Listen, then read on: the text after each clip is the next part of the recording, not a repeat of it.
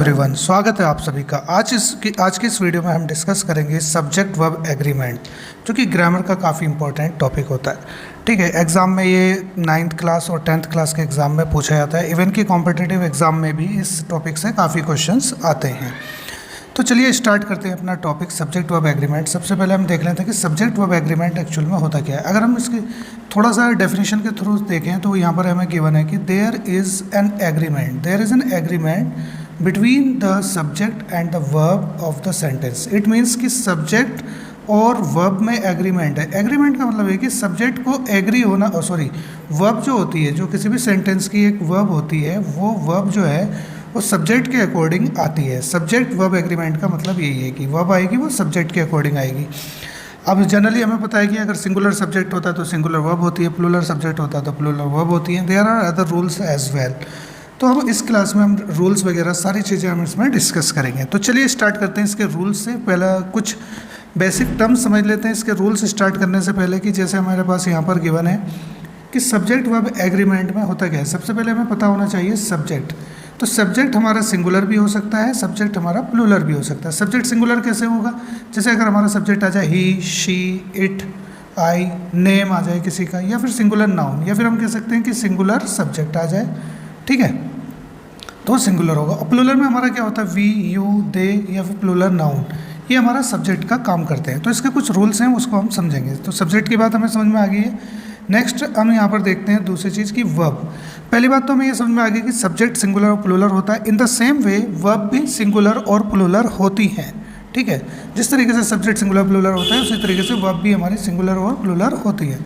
तो अब वर्ब्स को अगर हम कैटेगराइज करें तो इसको हम 2 पार्ट्स में डिवाइड कर सकते हैं। फर्स्ट हेल्पिंग वर्ब और दूसरा है मेन वर्ब्स। हेल्पिंग वर्ब में जैसे हमारे पास आता है do, does, is, am, are, has, have, had, was, were, will, shall, ये सभी हमारी हेल्पिंग वर्ब होती है। इन हेल्पिंग वर्ब में भी हम देखेंगे कुछ हेल्पिंग वर्ब सिंगुलर होती हैं और कुछ प्लूरल होती हैं।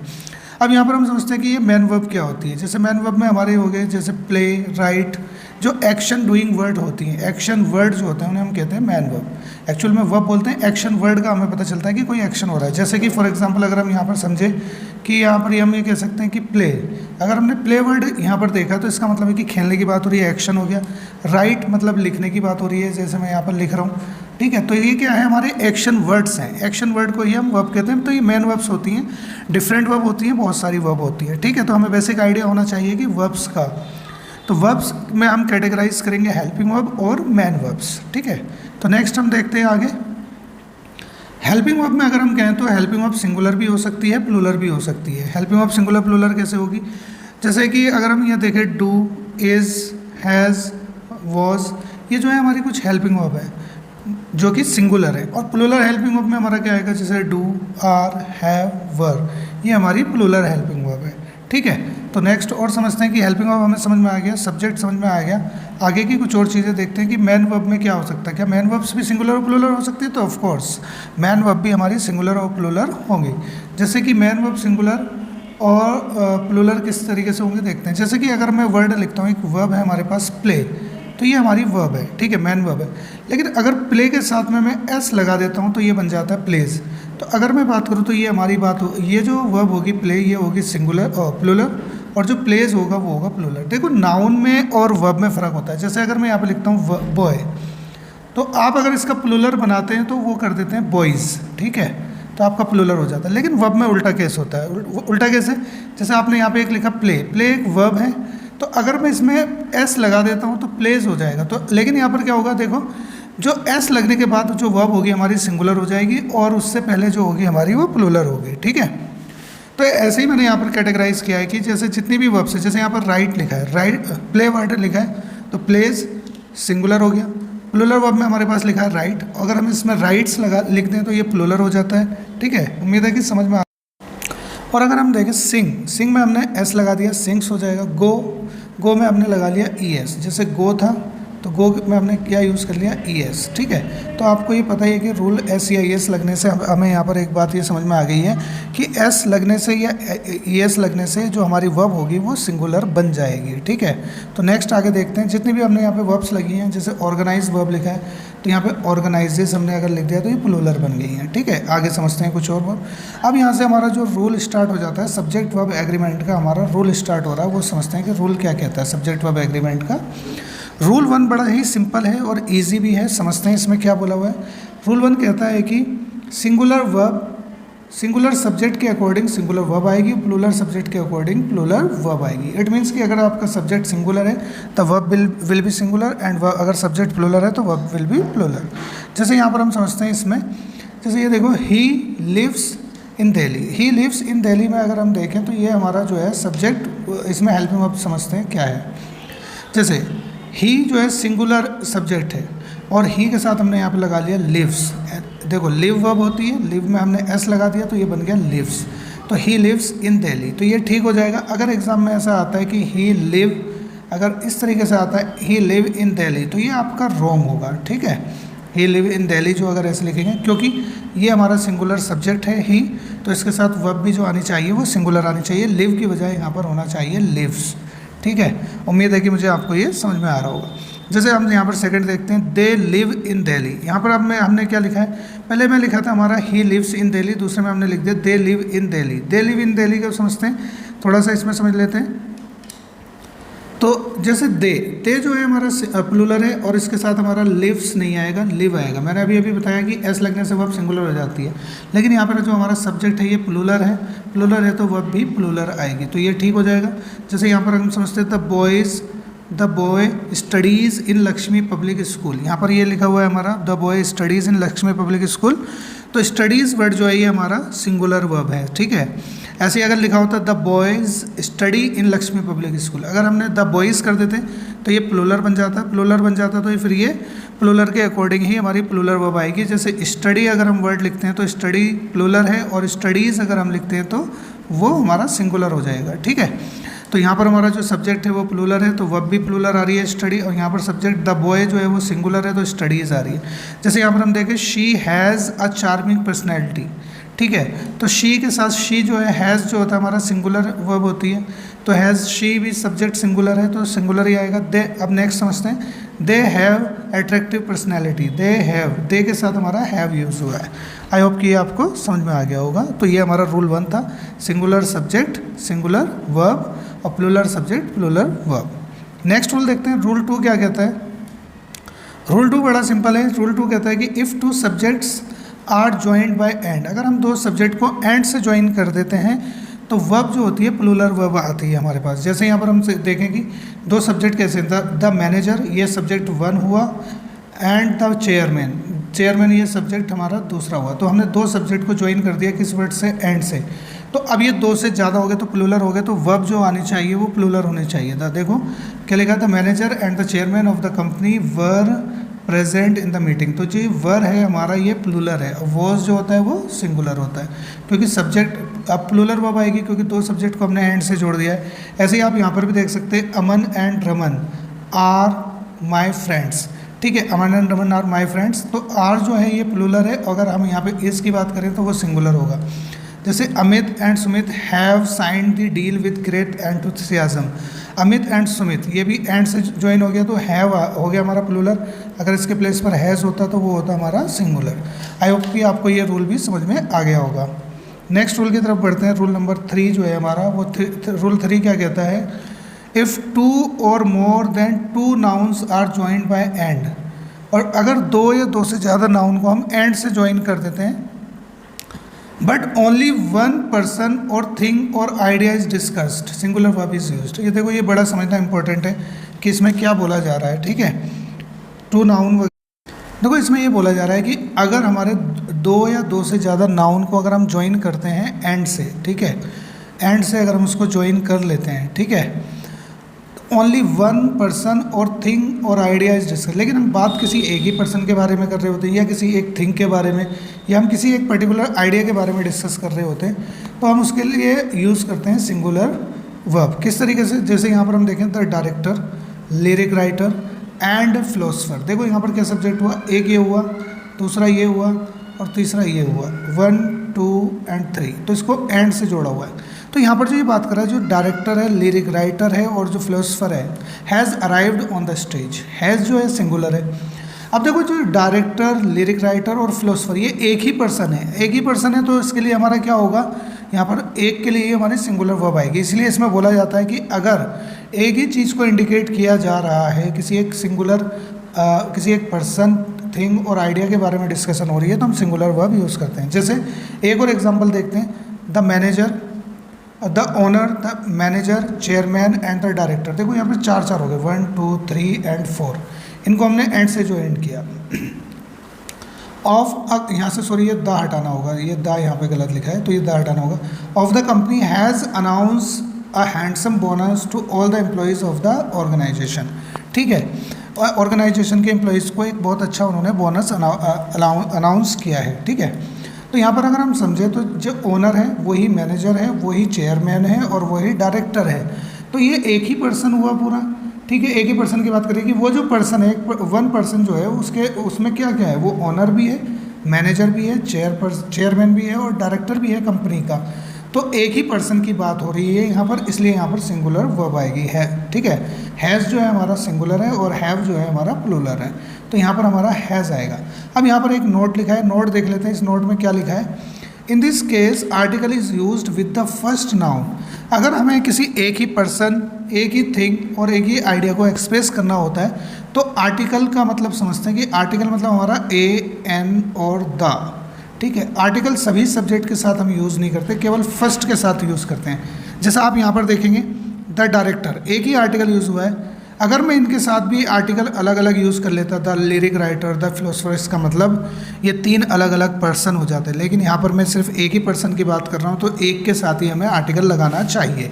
जैसे यहाँ पर द ओनर, मैनेजर है ना, इसलिए मैंने यहाँ से द कैंसिल कराया है, क्योंकि हम जब एक ही पर्सन के बारे में बात कर रहे होते हैं तो आर्टिकल केवल फर्स्ट वाले के साथ ही हम लगाते हैं, फर्स्ट नाउन के साथ। आई होप कि आपको क्लियर हो गया होगा। नेक्स्ट रूल समझते हैं कि ये रूल क्या कहता है कि if the article is used with each noun, उसी का जो पीछे वाला रूल हमने पढ़ा कि अगर आर्टिकल हर एक नाउन के साथ यूज़ कर लिया जाए, या पर्सन के साथ या आइडिया के साथ, तो प्लूरल वर्ब यूज़ होती है। अभी हमने समझा कि अगर एक ही पर्सन, एक ही प्लेस, एक ही थिंग को अगर ये डिस्कस करता है, तो इसका मतलब होता है कि वो हमारा सिंगुलर सब्जेक्ट है। ठीक है, लेकिन अगर ये सबके साथ अगर हम अलग अलग आर्टिकल यूज़ कर लेते हैं, तो इसका मतलब हो जाता है कि वो प्लूरल सब्जेक्ट है, अलग अलग चीज़ें हैं, तो उनके हिसाब से हमारी जो वर्ब आती है वो भी प्लूरल ही आती है। ठीक है, जैसे यहाँ पर हम देखते हैं, इसमें समझे कि द मैनेजर, मैनेजर के साथ हमने द यूज़ किया, द डायरेक्टर और डायरेक्टर के साथ यूज़ किया, तो मैनेजर अलग है, डायरेक्टर अलग है, दोनों अलग पर्सन हैं। ठीक है, तो अब यहाँ पर जो हमारी वर्ब आएगी वो प्लूरल आएगी। जैसे यहाँ पर आया है हमारा verb present on the site of protest, यानी कि मैनेजर और डायरेक्टर दोनों ही प्रोटेस्ट की साइट पर प्रेजेंट थे। नेक्स्ट समझते हैं, the president and an engineering student. President और एक इंजीनियरिंग स्टूडेंट, एक आर्टिकल द है और दूसरा आर्टिकल एन है, मतलब कि दोनों अलग अलग पर्सन हैं। Of the college have decided to launch a all India movement to raise the awareness about the ongoing heat waves. मतलब ये कह रहा है कि प्रेसिडेंट ने और इंजीनियरिंग स्टूडेंट ने कॉलेज के ये डिसाइड किया कि वो एक ऑल इंडिया मूवमेंट स्टार्ट करेंगे टू रेज द अवेयरनेस, लोगों में अवेयरनेस फैलाने के लिए। तो यहाँ पर जो हमारा हैव जो वर्ड यूज़ हुआ है, हैव जो है ये हमारी प्लूरल वर्ब है। ठीक है, हैव डिसाइडेड। आई होप कि आपको समझ में आ गया होगा। तो नेक्स्ट रूल देखते हैं, नेक्स्ट रूल हमारा क्या कहता है, रूल नंबर 4। रूल नंबर 4 क्या कह रहा है कि बड़ा ही ईजी है ये भी। If two subjects is joined by, अगर हमारे दो सब्जेक्ट है, अगर उनको ज्वाइन कर दें एज वेल एज से, with, along with, together with, in addition to, अगर हमारे दो सब्जेक्ट ज्वाइन होते हैं, सब्जेक्ट 1 और सब्जेक्ट 2, ये ज्वाइन होते हैं इन किसी वर्ड से। ठीक है, ये जो as well as, with, along with, together with, in addition to, तो हमारी जो होती है वर्ब जो एग्री होती है वो फर्स्ट सब्जेक्ट के अकॉर्डिंग आएगी, यानी कि जो वर्ब आएगी आगे, यहाँ पे जो वर्ब आने वाली है वो फर्स्ट सब्जेक्ट के अकॉर्डिंग आएगी, ना कि सेकंड सब्जेक्ट के। जैसे एग्जांपल समझते हैं यहाँ पर, Aman as well as his friends. अब आप क्या करोगे, जनरली बच्चे क्या करेंगे, as well as his friends देखने के बाद ना, ये प्लूरल लग रहा है हिज फ्रेंड्स, तो यहाँ पर वर यूज़ कर लोगे, ठीक है, जो कि ग्रामेटिकली रॉन्ग होता है। रॉन्ग क्यों होता है, क्योंकि ये जो वर्ब है आगे यूज़ होनी चाहिए, ये फर्स्ट सब्जेक्ट के अकॉर्डिंग यूज़ होनी चाहिए, अमन। तो ये यहाँ पर ठीक है, Aman as well as his friends was absent from the class, यानी कि अमन और उसके दोस्त क्लास से एबसेंट थे। तो एज वेल एज से ये सेंटेंस हमारा कनेक्ट था, तो यहाँ पर वॉज जो आया वो सिंगुलर आया, ठीक है। ऐसे ही और समझते हैं एक और, all the teachers along with the principal of DPS school have been awarded. अब ये कहता है कि ऑल द टीचर्स, तो टीचर फर्स्ट सब्जेक्ट हुआ और प्रिंसिपल जो हुआ वो सेकंड सब्जेक्ट हुआ। तो हमें ये पता है कि जो वर्ब आएगी वो फर्स्ट सब्जेक्ट के अकॉर्डिंग आएगी। फर्स्ट सब्जेक्ट में अगर हम देखें तो ये प्लूरल है, अगर हम ध्यान से देखें तो ये प्लूरल है कि ऑल द टीचर्स, तो ऑल द टीचर्स अगर प्लूरल है तो आगे जो वर्ब आ रही है वो भी प्लूरल होनी चाहिए, ठीक है। हैव जो वर्ब है ये प्लूरल है। अगर आप यहाँ पर प्रिंसिपल के अकॉर्डिंग यूज़ कर लेते हैं हैज़, तो वो रॉन्ग हो जाएगा आपका, ठीक है। तो आई होप कि आपको ये रूल भी समझ में आ गया होगा। नेक्स्ट समझते हैं रूल नंबर 5 जो है हमारा, रूल 5 भी काफ़ी इंपॉर्टेंट है। इसमें समझते हैं कि क्या है। इसमें हम देखते हैं कि if two subjects are joined by, अगर हम टू सब्जेक्ट्स को ज्वाइन कर दें किस किस वर्ड से, नीदर नॉर, ईदर और, नॉट ओनली बट ऑल्सो, या फिर और या नॉर, तो अगर हम इनसे ज्वाइन करते हैं दो सब्जेक्ट को, then the verb agree with the nearest subject. इसका मतलब हुआ कि जो हमारी वर्ब होगी वो नियरेस्ट सब्जेक्ट, अगर मान लो कि दो सब्जेक्ट है, सब्जेक्ट 1 और सब्जेक्ट 2, और अगर हेल्पिंग वर्ब यहाँ पर आ रही है, हमारी हेल्पिंग वर्ब यहाँ पर आ रही है, या वर्ब आ रही है, अगर हम यहाँ पर समझें कि हमारी वर्ब अगर आ रही है तो वर्ब जो आएगी वो फर्स्ट सब्जेक्ट के अकॉर्डिंग नहीं आएगी, वो आएगी जो नियरेस्ट होगा। तो इस वर्ब के नियरेस्ट कौन है, ये वाला सब्जेक्ट है। अगर यहाँ पर ये वर्ब आ रही है तो इसके अकॉर्डिंग आ जाएगी। मान लो कि अगर वर्ब यहाँ पर आ रही है, सब्जेक्ट से पहले आ रही है हेल्पिंग वर्ब वगैरह, तो फिर इस वाले के अकॉर्डिंग आएगी। नियरेस्ट कौन है, मतलब आपको देखना होगा कि सब्जेक्ट के पास कौन सी वर्ब है। तो समझते हैं जैसे यहाँ पर, जैसे neither Aman nor Raman has come, तो नीदर रमन, अमन और रमन दो सब्जेक्ट हैं, तो वर्ब जो आ रही है किसके नज़दीक आ रही है, रमन के नज़दीक आ रही है। नियरेस्ट कौन है, रमन, तो रमन के अकॉर्डिंग हैज़ आ जाएगा। आगे देखते हैं ईदर अमित और हिज फ्रेंड्स। अब दो सब्जेक्ट हैं, ये किससे जुड़ गए, ईदर और से जुड़ गए। देखो यहाँ पर जैसे ईदर और का पेयर बनता है हमारा, ईदर और से ज्वाइन हो रहे हैं, तो अमित और हिज फ्रेंड्स। अब जो वर्ब है हमारे पास ये है हैव, तो हैव को हम देखेंगे तो ये प्लूरल यूज़ होगी। प्लूरल क्यों यूज़ होगी, क्योंकि ये पास की वर्ब है। आ रही बात समझ में, तो पास वाले सब्जेक्ट के अकॉर्डिंग वर्ब आती है, तो हिज फ्रेंड्स के अकॉर्डिंग हैव जो आ रहा है वो हमारा करेक्ट हो गया। आगे देखते हैं द चेयरपर्सन और द CEO अप्रूव्स। देखो द चेयरपर्सन और CEO वैसे दोनों ही सिंगुलर है, लेकिन ये जो वर्ब आ रही है अप्रूव्स, वर्ब जो होती है एस लगने से सिंगुलर हो जाती है, तो CEO एक सिंगुलर सब्जेक्ट हुआ, अप्रूव्स जो हुआ हमारी सिंगुलर वर्ब हुई है जो अप्रूव है, ठीक है, तो इसके अकॉर्डिंग आएगा। अब यहाँ पर समझते हैं इधर यू और ही। अब यहाँ पर यू भी है और ही भी है, तो यू के अकॉर्डिंग नहीं आएगी, यू के अकॉर्डिंग तो आ रहा था, लेकिन यहाँ पर किसके अकॉर्डिंग आएगा, इज़, ही के अकॉर्डिंग आएगा। तो ही के साथ क्या चलेगा हमारा, इज़, तो क्या आ जाएगा, ही इज़, ठीक है, रॉन्ग। इधर यू और इज़, ही रॉन्ग। देखो अब यहाँ पर समझते हैं नीदर ही नॉर दे, तो ही और दे, तो कौन सा नज़दीक है, दे के अकॉर्डिंग क्या आएगा, आर आएगा, क्योंकि अगर आप इज़ लगाएंगे तो वो रॉन्ग हो जाएगा। अब नेक्स्ट समझते हैं in the annual meeting not only the principal but all the teachers were also present, ठीक है। तो नॉट ओनली यहाँ पर जो आया है हमारा ये नॉट ओनली, और आगे जो आया है बट ऑल्सो, देखो इस तरीके से यूज़ होता है अलग अलग। तो यहाँ पर जो टीचर्स हैं, ऑल द टीचर्स, ये प्लूरल बना रहे हैं अपने आप में, तो इन्हीं के अकॉर्डिंग आएगा। ऑल द टीचर्स के अकॉर्डिंग जो यहाँ पर आया है हमारा वर आएगा, ये हमारा करेक्ट होगा। आई होप कि आपको ये भी समझ में आया होगा। नेक्स्ट रूल समझते हैं, रूल नंबर 6। तो इस रूल के अकॉर्डिंग हम देखेंगे कि each, every, everyone, someone, somebody, nobody, none, any, many, a, more than one, etcetera. अगर हम ये यूज़ करते हैं,